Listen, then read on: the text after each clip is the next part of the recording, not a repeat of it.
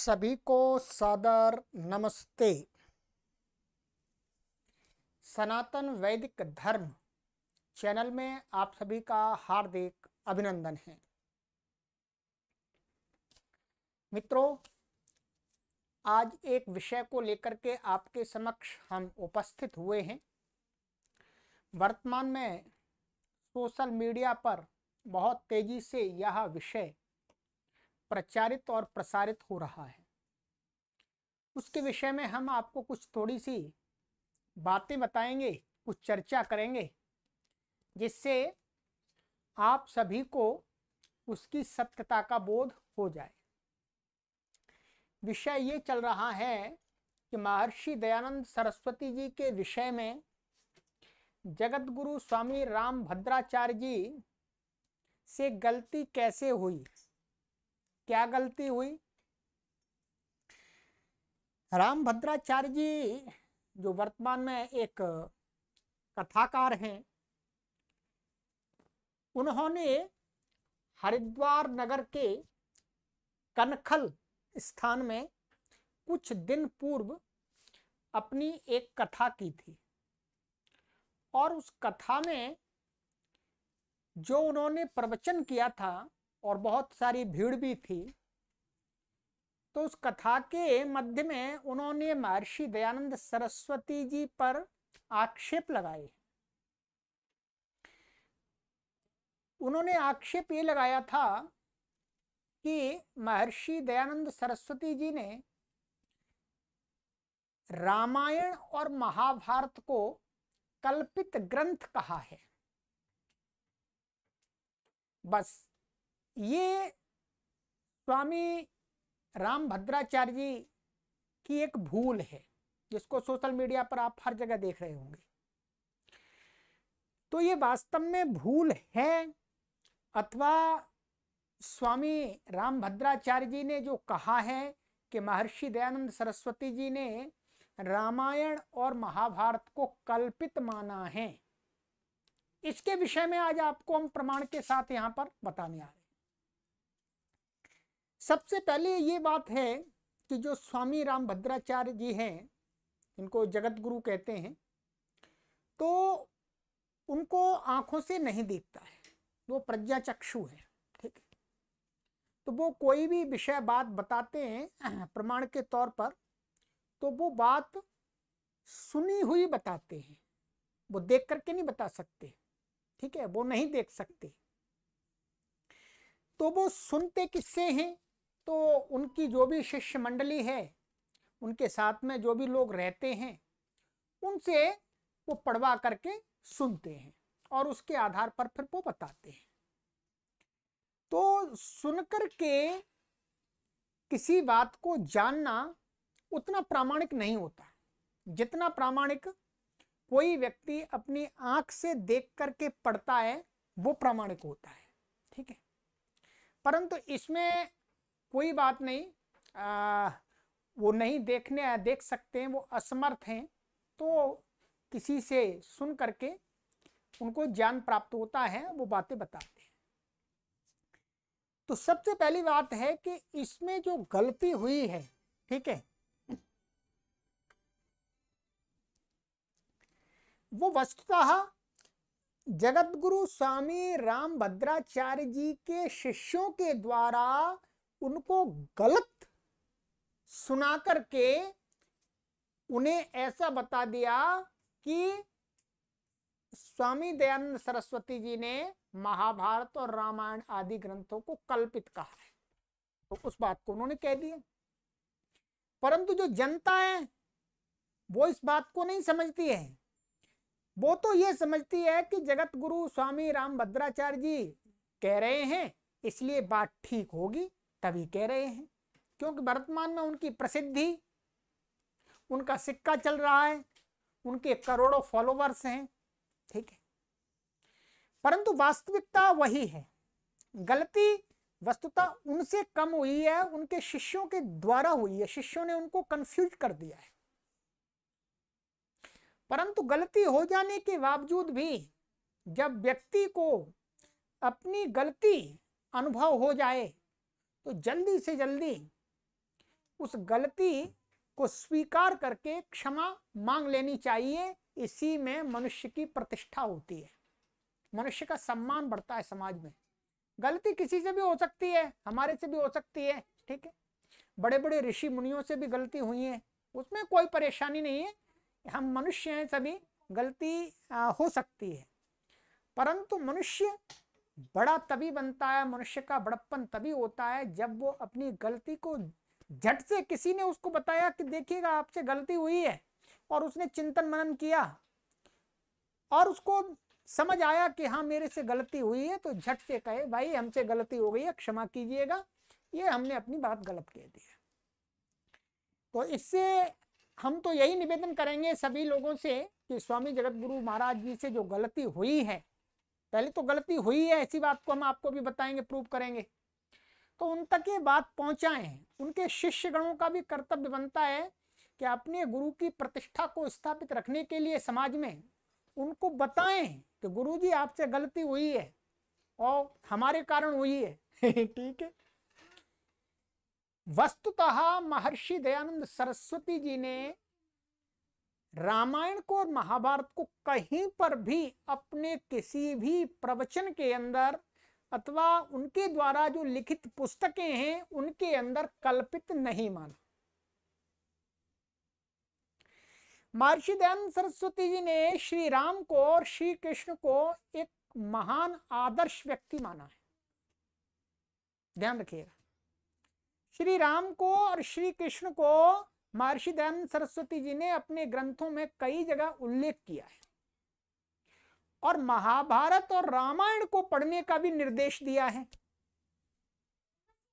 इससे ये एकदम स्पष्ट होता है कि महर्षि दयानंद सरस्वती जी ने वाल्मीकि रामायण, जो रामायण है, और महाभारत, इनका खंडन नहीं किया, इनको कल्पित नहीं बताया।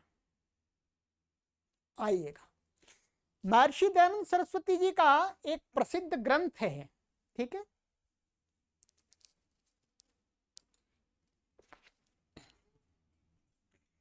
यह पुस्तक है सत्यार्थ प्रकाश, ठीक है। इसमें महर्षि दयानंद सरस्वती जी ने कई जगह महाभारत रामायण आदि का उल्लेख किया है। आपको मैं बताता हूं, अभी इसी में से मैंने पृष्ठों की पीडीएफ बना करके आपके लिए, ठीक है। ये देखिएगा, सबसे पहले ये तृतीय समुल्लास है, इसके अंदर ये आप पढ़िएगा। यदि आप इस पुस्तक को आपने नहीं पढ़ा है तो आप अवश्य पढ़िएगा, आपको बहुत कुछ सीखने को मिलेगा, ठीक है। तृतीय समुल्लास है। तृतीय समुल्लास के अंदर यहाँ पर महर्षि दयानंद सरस्वती जी ने पढ़ने वाले ग्रंथों की सूची बनाई है कि हम सभी को, अपने बालकों को, बालिकाओं को, शिष्यों को, शिष्याओं को इन पुस्तकों को पढ़ाना चाहिए। उसमें यहाँ पर देखेंगे आप, ये लिखा हुआ है कि मैंने नहीं लिखा, ये पुस्तक में छपा हुआ है, हर पुस्तक में आपको मिलेगा। महर्षि दयानंद सरस्वती जी यहाँ लिखते हैं कि ये कुछ ग्रंथ हैं, उनको बताया, मना भी किया कुछ ग्रंथों का। उसके बाद कहते हैं तत्पश्चात मनुस्मृति, देखिएगा मनुस्मृति को भी वो प्रामाणिक ग्रंथ मानते हैं महर्षि दयानंद सरस्वती जी, ठीक है। और वाल्मीकि रामायण आप देख लीजिएगा, मैंने वास्तुतः असली रामायण तो वाल्मीकि रामायण ही है। और महाभारत, ये मोटे मोटे अक्षर में, बोल्ड अक्षर में आपके सामने यहाँ लिखा हुआ है कि उद्योग पर्व, महाभारत का जो उद्योग पर्वांतर्गत विदुर नीति, जो विदुर नीति है वो क्या है, महाभारत का ये पार्ट है, उद्योग पर्व के अंतर्गत आता है। आदि अच्छे अच्छे प्रकरण जिनसे दुष्ट व्यसन दूर हो, उत्तमता सभ्यता प्राप्त हो, वैसे को काव्य रीति से, अर्थात उनको पदच्छेद, पदार्थोक्ति, अन्वय, विशेष्य, विशेषण और भावार्थ अध्यापक लोग जनावें, विद्यार्थी लोग जानते जाएं। इससे क्या स्पष्ट होता है कि महर्षि दयानंद सरस्वती जी वाल्मीकि रामायण और महाभारत को कल्पित नहीं मानते हैं, वास्तविक मानते हैं। ध्यान रखिएगा। एक जगह ये हो गया, एक जगह नहीं कई जगह। हमको यही आश्चर्य हो रहा है कि जगत गुरु स्वामी रामभद्राचार्य जी महाराज जी के शिष्यों ने उनको किस प्रकार से भ्रमित कर दिया। उनको किस प्रकार से गलत सुना दिया। समाज में एक भ्रांति पैदा करने के लिए बहुत बड़ा पाप होता है वास्तव में। अब देखिएगा, और भी आगे आप पढ़ना चाहें तो आगे पढ़ लीजिएगा, पर मैं आप आज इसके विषय पर, ये षष्ठा समुल्लास, छठवां समुल्लास है ये आप देखेंगे, ये क्या लिखा है, षष्ठ, छठवां समुल्लास, इसमें 14 समुल्लास है। यहां पर क्या लिखते हैं देखिएगा, यहां पर ये लिखा हुआ है, अब जो विशेष देखना चाहे वह चारों वेद, देखिए चारों वेदों को प्रमाण मानते हैं, प्रामाणिक ग्रंथ, मनुस्मृति, शुक्र नीति, महाभारत आदि में देखकर निश्चय करें। ये वहां पर राजधर्म की बात चल रही है, उसके लिए कह रहे हैं। महाभारत यहां पर भी नाम लिया है जी। महाभारत आदि का कहने का तात्पर्य महाभारत और रामायण आदि और भी प्रामाणिक ग्रंथ। इससे भी क्या सिद्ध होता है, महर्षि दयानंद सरस्वती जी महाभारत और वाल्मीकि रामायण को कल्पित नहीं मानते हैं। आइएगा, ये हो गया आपका, मोटे मोटे पॉइंट दिखा रहा हूं, बहुत जगह इस प्रकार से उन्होंने अपना उल्लेख किया है, ठीक है। इसके अलावा इसी समुल्लास में ध्यान रखेंगे, ये छठवां ही समुल्लास है, छठवें ही समुल्लास में यहां पर क्या लिखा हुआ देखिएगा, ये मैंने टिक किया हुआ है, यह संक्षेप से राजधर्म का वर्णन यहां किया, विशेष माने ये संक्षिप्त सामान्य रूप से बताया इन्होंने, यहाँ राजधर्म पर विशेष बता रहे हैं। वेद मनुस्मृति के सप्तम अष्टम नवम अध्याय में, ठीक है, और शुक्र नीति तथा विदुर प्रजागर, ये वही है, विदुर प्रजागर विदुर नीति, और महाभारत शांति पर, देखिए महाभारत को लिया इन्होंने, महाभारत की बात चली, इसमें बार बार महाभारत पर टिक कर रहा हूं, महाभारत के शांति पर्व का यहां पर उल्लेख किया उन्होंने। राजधर्म और आपद धर्म आदि पुस्तकों में देख करके पूर्ण राजनीति को धारण करके, आगे और भी बातें उसको छोड़िएगा। ये तीसरी बार आ गया आपका, ध्यान रखते जाइए। महाभारत को इन्होंने प्रामाणिक ग्रंथ माना है, ऐतिहासिक ग्रंथ माना है। और देखिएगा, और आगे चलते हैं। अब देखिएगा, ये वाला है आपका, ये लिखा हुआ है, ठीक है, ये इसी पुस्तक में, एक मिनट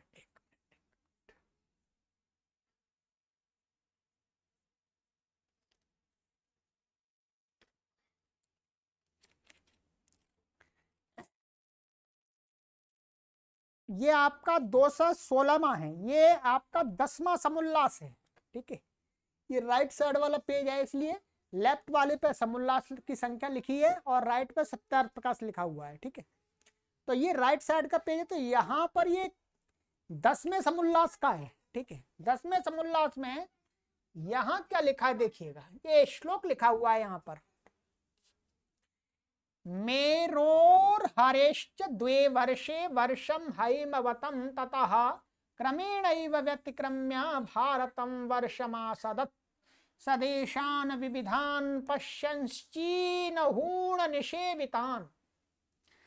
यहां पर क्या लिखते हैं इनका, ये श्लोक महाभारत शांति पर्व मोक्ष धर्म में, ध्यान रखिएगा क्या कह रहे हैं। ये श्लोक इन्होंने यहाँ प्रमाण के रूप में लिया है महर्षि दयानंद सरस्वती जी महाराज जी ने, और ये कहते हैं कि ये श्लोक क्या है, महाभारत के शांति पर्व में जो मोक्ष धर्म का विषय चल रहा है वहां पर है। चौथी बार उल्लेख कर दिया कि महाभारत को महर्षि दयानंद सरस्वती जी प्रामाणिक ग्रंथ मानते हैं, प्रमाण मानते हैं, ठीक है। पढ़ लीजिएगा और विस्तार से आगे, और आ जाइएगा।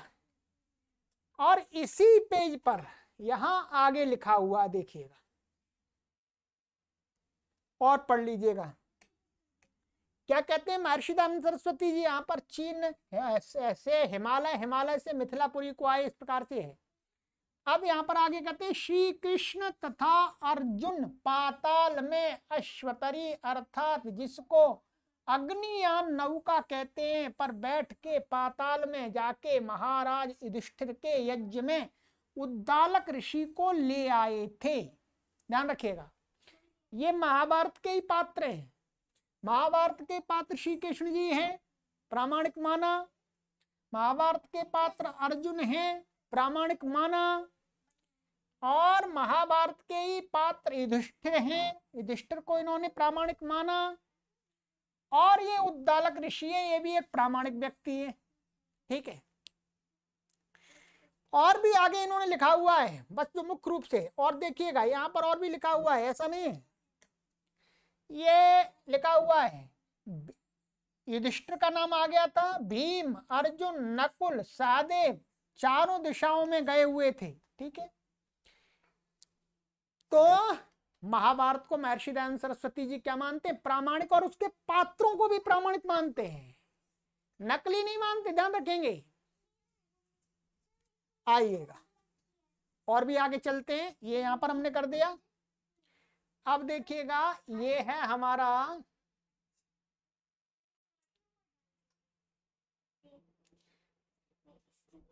ये 16वां हो गया, ये भी 10वां समुल्लास ही है। ठीक है, ये 10वां समुल्लास का है, ये 222 नंबर, ये 10वें समुल्लास में ही चल रहा है यहाँ पर। ठीक है,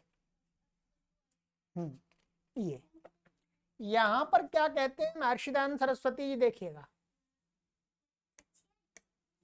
देखो महाराज युधिष्ठिर के राजसू यज्ञ में भूगोल के राजा ऋषि महर्षि आए थे। यहां पर भी युधिष्ठिर का नाम लिया, इसका मतलब है युधिष्ठिर को वो प्रामाणिक मानते हैं। और युधिष्ठिर किसके पात्र हैं? महाभारत ग्रंथ के। ठीक है, चलिएगा, और आगे पढ़ना है तो आगे और लिख लीजिए, देख लीजिएगा, भाई पढ़िएगा, पुस्तक मंगानी हो तो मंगा लीजिएगा। और देखिए उसी के आगे वाले पेज पर यहाँ क्या लिखते हैं, महाभारत के और भी पात्र, शकुनी आदि कौरव पांडवों के साथ खाते पीते थे। ठीक है, गांधारी, गांधारी का भी, माद्री, उलोपी, ये सारे महाभारत के ही पात्र हैं, सबका नाम आया है। केवल महाभारत ही नहीं, महाभारत के पात्रों को भी प्रामाणिक माना है। ठीक है, तो शकुनी को आप जानते ही हैं, कौरव आप जानते ही हैं, पांडवों को जानते ही हैं आप। ठीक है, ये हो गया। और चलिएगा आगे चलते हैं, ये 10वां समुल्लास पूर्ण हो गया। और उन्होंने कहां पर एकादश समुल्लास, 11वें समुल्लास में यहां पर क्या लिखा है देखिएगा, ये देखिएगा 11वें समुल्लास में लिखते हैं, स्वयंभुव राजा से लेकर पांडव पर्यंत आर्यों का चक्रवर्ती राज्य रहा। ध्यान रखे, पांडव पर्यंत,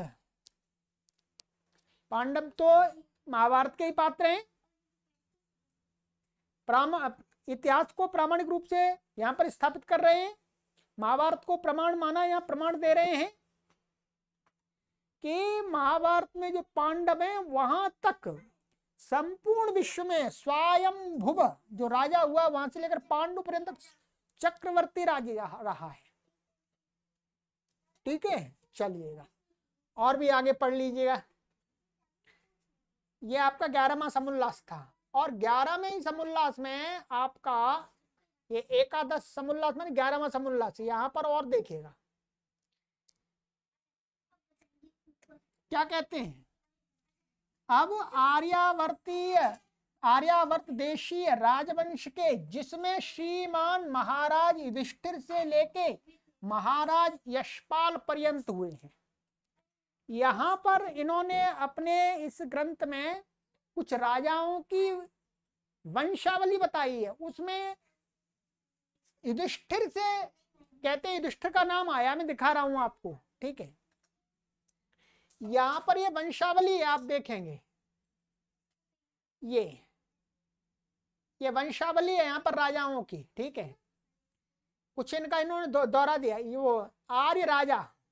यहां सबसे पहले इन्होंने, ये देखिएगा क्या लिखा हुआ है, श्रीमन महाराज युधिष्ठिर वंश अनुमान पीढ़ी 30 वर्ष 1770 और ये 10 दिन इनका विस्तार यहाँ पर दिया है। युधिष्ठिर से आरंभ करके उसकी जो अंतिम पीढ़ी जब तक राज्य किया है तब तक का विवरण है यहाँ पे। देखिएगा सबसे पहले यहाँ पर 8 राजाओं में क्या लिया, राजा युधिष्ठिर, ये वही युधिष्ठिर है और कोई दूसरे नहीं, ध्यान रखेंगे। आगे राजा परीक्षित, उन्हीं की परंपरा में, फिर राजा जन्मेजय, राजा अश्वमेध, ठीक है, फिर द्वितीय राम, छत्रमल आदि आदि हैं ये, ठीक है। हमें मुख्य रूप से ये तो आप जानते हैं, इनसे परिचित हैं, राजा युधिष्ठिर, परीक्षित, जन्मेजय, ये महाभारत के ही पात्र हैं। महाभारत को बहुत ही प्रामाणिक ग्रंथ माना है महर्षि दयानंद सरस्वती जी ने, ठीक है। चलिएगा और आगे चलते हैं। ये तो ये वंशावली आप देख लीजिएगा, इस पुस्तक के अंदर है, ठीक है। अब आ जाइएगा, ये देखिएगा, ये 7वें समुल्लास में, ये 7वां समुल्लास था, यहाँ पर भगवान श्री कृष्ण जी का नाम लिया है और ये गीता का श्लोक भी यहाँ पर लिया है इन्होंने। यदा यदा हि धर्मस्य ग्लानिर्भवति भारत अभ्युत्थानमधर्मस्य तदात्मानं सृजाम्यहम्। ये प्रश्नकर्ता के रूप में फिर उसका समाधान किया।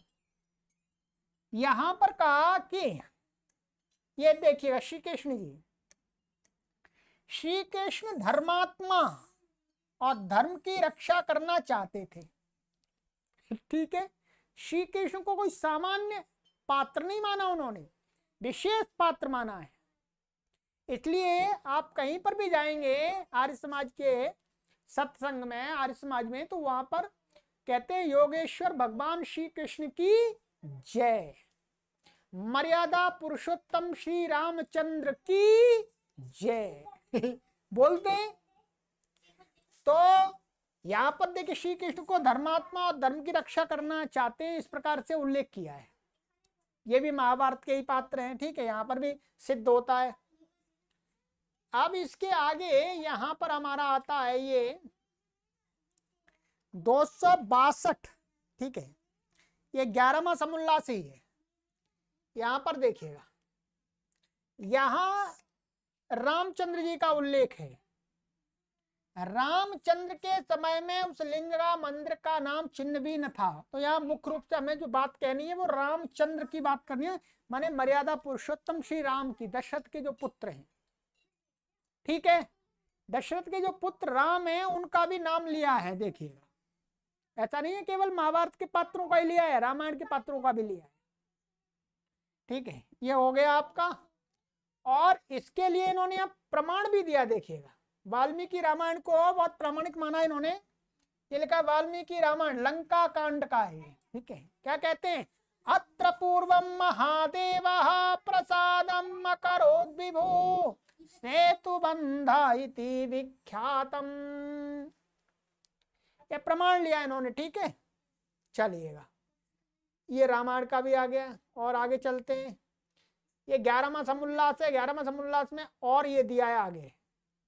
अब देखिएगा ये महाभारत के विशेष पात्र भगवान श्री कृष्ण जी के विषय में महर्षि दयानंद सरस्वती जी क्या कहते हैं, कहते हैं देखो श्री कृष्ण जी का इतिहास महाभारत में, श्री कृष्ण जी आ गए और श्री कृष्ण जी का जो इतिहास है, माने उनका जो विवरण है उनके जीवन का, वो महाभारत ग्रंथ में अत्युत्तम है। महाभारत आ गया जी। उनका गुण कर्म स्वभाव और चरित्र आप्त पुरुषों के सदृश है, जिसमें कोई अधर्म का आचरण श्री कृष्ण जी ने जन्म से मरण पर्यंत बुरा काम कुछ भी किया हो ऐसा नहीं लिखा। ध्यान रखेंगे महर्षि दयानंद सरस्वती जी श्री कृष्ण जी के जीवन चरित्र को कहां पर बताते हैं, कहां पर जान पढ़ना चाहिए, महाभारत के अंदर, भागवत पुराण के अंदर नहीं। क्योंकि भागवत पुराण के अंदर श्री कृष्ण जी का जो चरित्र है वो मलिन कर दिया गया है, गंदा कर दिया गया है, ठीक है। और भी कहते हैं कि इस भागवत वाले मतलब भागवत को बनाने वाले जो भागवत श्रीमद् भागवत पुराण है उसका तो खंडन किया है, क्योंकि उसमें बहुत सारी गलत बातें हैं। इस बात को हम जानते हैं संस्कृत के विद्वान लोग, ठीक है।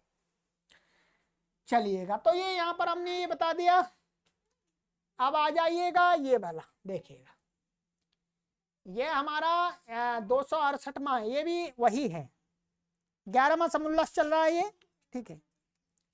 यहां पर इन्होंने देखिएगा कुछ ग्रंथ गिनाए हैं,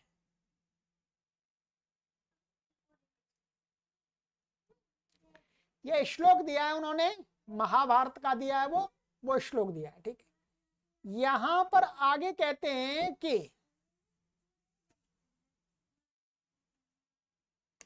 ये इतिहास महाभारत 18 पुराण, तो ये महाभारत ग्रंथ आ गया, ठीक है, महाभारत ग्रंथ आ गया।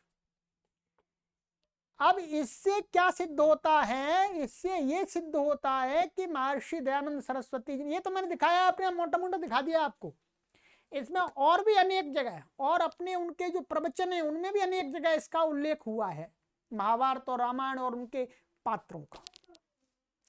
इससे क्या सिद्ध होता है कि जगत गुरु श्री स्वामी रामभद्राचार्य जी को उनके शिष्यों के द्वारा गलत पढ़ करके सुना देने से जगत गुरु स्वामी रामभद्राचार्य जी ने महर्षि दयानंद सरस्वती जी के विषय में एक भ्रांति समाज में उत्पन्न कर दी है। ये बहुत बड़ी एक गलती है। महर्षि दयानंद सरस्वती जी कोई सामान्य संत नहीं है, वो भारत के ऋषियों में एक उच्च स्थान रखने वाले महापुरुष हैं, और यदि उनके विषय में हम कोई गलत बात फैलाते हैं, समाज के लोगों को बताते हैं, तो ये बहुत बड़ी गलती है। इस गलती को सुधारने का एक ही उपाय है कि हमें अपने शब्दों को वापस लेना चाहिए। इसमें ही स्वामी रामभद्राचार्य जी की भी भलाई है, समाज की भी भलाई है, और जो कुछ वामपंथी लोग, ईसाई लोग, इस्लाम के लोग जो महाभारत और रामायण को कपोल कल्पित करने पर तुले हुए हैं, उनको रामभद्राचार्य जी के इस प्रवचन से ताकत मिलती है।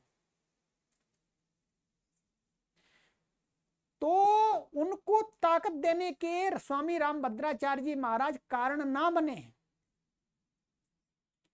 सभी लोगों के बीच में जाकर के वो अपने YouTube चैनल के माध्यम से जिस प्रकार से उन्होंने इस वीडियो को प्रसारित किया था, उसी प्रकार से अपनी गलती को स्वीकार करते हुए भी वीडियो को अपलोड उन्हें करना चाहिए।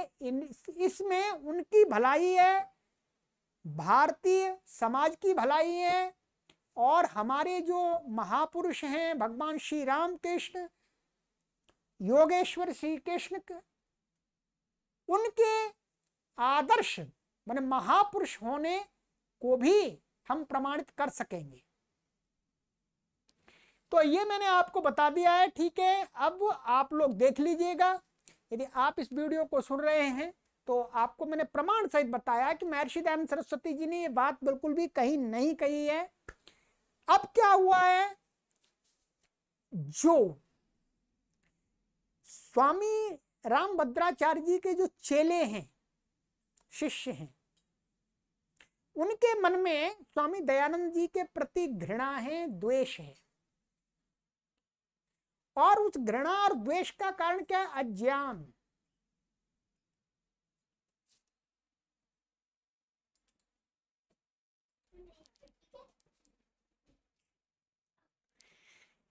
तो उन्होंने जो महर्षि दयानंद सरस्वती जी ने जिन ग्रंथों को कपोल कल्पित कहा, उनका नाम ना बता करके महाभारत और रामायण का नाम बता दिया। ठीक है। जो चेले होते हैं वो बड़े चालाक होते हैं।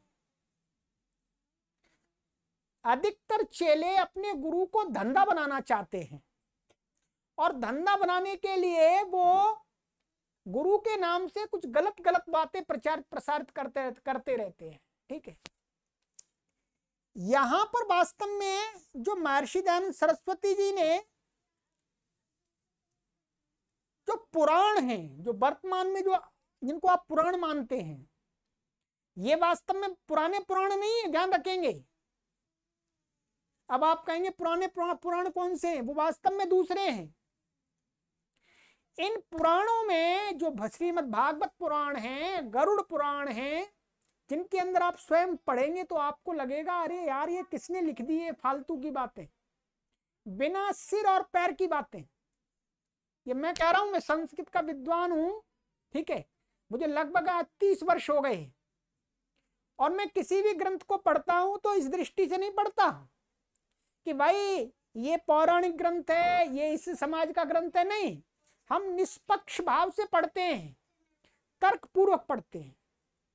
तो महर्षि दयानंद सरस्वती जी ने वास्तव में श्रीमद् भागवत आदि पुराणों को कपोल कल्पित कहा है, न कि वाल्मीकि रामायण को, न कि महाभारत को। महाभारत को और वाल्मीकि रामायण को तो महर्षि दयानंद सरस्वती जी ने अपने ग्रंथों में अनेक जगह पर प्रमाण रूप में उल्लेख किया है। चलिएगा, तो मैंने आपको जानकारी दे दी है।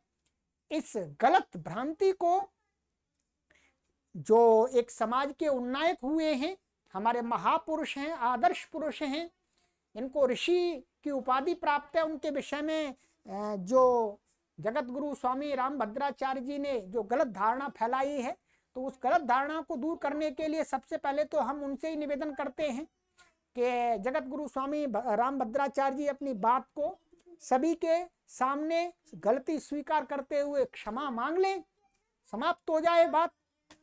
और यदि वो नहीं मांगते हैं तो आप इस वीडियो को अधिक से अधिक शेयर करते रहिएगा, जिससे लोगों को सत्यता का ज्ञान प्राप्त होता रहे, सत्य क्या है, असत्य क्या है।